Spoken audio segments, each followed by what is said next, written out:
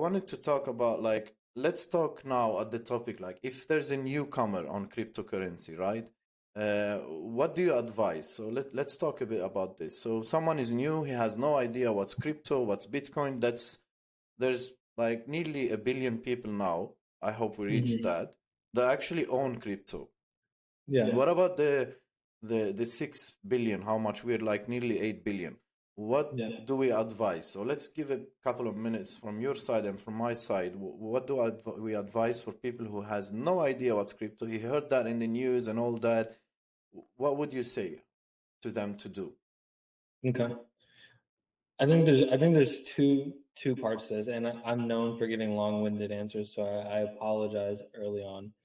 But I think there's the group that you're kind of talking about is the group that gets interested Hmm. because they see it go up in price, they're interested in it as an investment, and maybe in looking in that, or maybe they found it this way, they're interested in the decentralization of it. They see it as the future. They see it Yes, store value, and, a hedge against debasement. They see it as, you know, getting freedom. They out of want control to. in Yeah, governments, right? exactly, exactly. And so for those people, I would say start with Bitcoin. Always, always, always start with Bitcoin. That's like everybody who's an OG in the space. That's their story, right? So start with Bitcoin. It's impossible to lose an astronomical amount of money if you're DCAing into One hundred Bitcoin, percent, my and man. 100%. e- even in a bear market, because everything in when it's crashing and going lower and lower and lower, that's quick. That's quick. And when it Exactly. gets to the bottom, it just sits there months and months and months. We sat, within like 20,000 or 22,000 to $16,000 range for from June till the January 1st, And you've got right? these people who don't know about it. They say like, it's gonna go to zero, it's gonna crash. But we know that Yeah, that will never ever crash, you know. So 100%. exactly. I like this advice, and actually, I'll second that. I'll second that. Mhm. I always say for newcomers to crypto, don't go to those shit coins as they're called, you know, like Mhm. those meme coins or whatever that they make those new cryptos. Bitcoin is the definition of cryptocurrency. You know, it's the first crypto, and when we look at it as marketing, like or digital marketing or whatever, Bitcoin is gonna be the first crypto that's gonna know about any new country or any new person, because that's the foundation of cryptocurrency. And I agree 100% that if we know that now, like it's becoming a reserve in many countries. It's becoming legalized, like in Nigeria, in the central bank. It's actually a currency. In El Mhm. Salvador, they're teaching,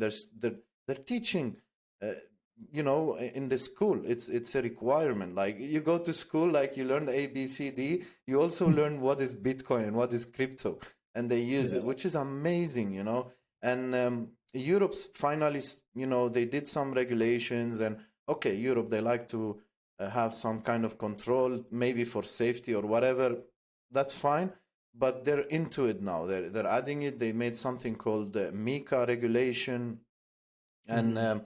there's more people who have money. They offer it as a service with some kind of security and all that.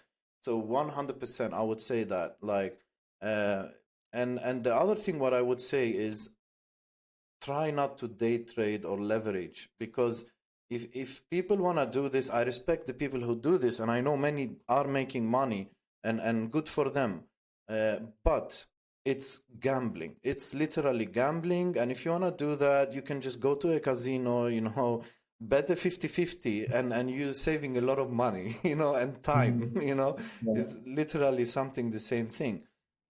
So I usually say long term. You can invest. I'm realistic. I'm looking at the people who's getting nearly 1,000 or 2,000 a month, and they're kind of spending all their salary every month. These kind of people. Mhm. These, Yep. if you want to do something wise, use 5%, use 10% of your monthly, put it on Bitcoin.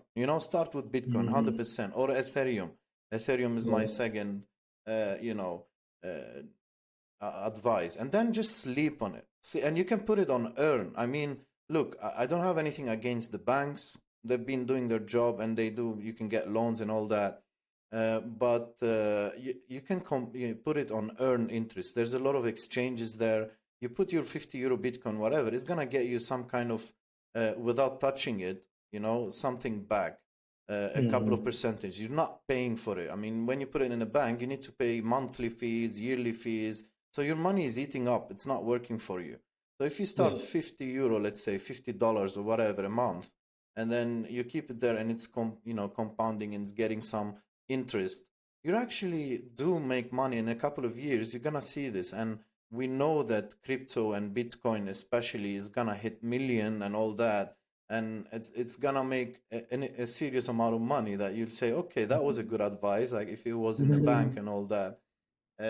So awesome. So we covered this. Like I don't want to go deep into this, but I'm thinking we could do more episodes on that in the future and talk more. Let me add something real quick to that too. Yes, definitely.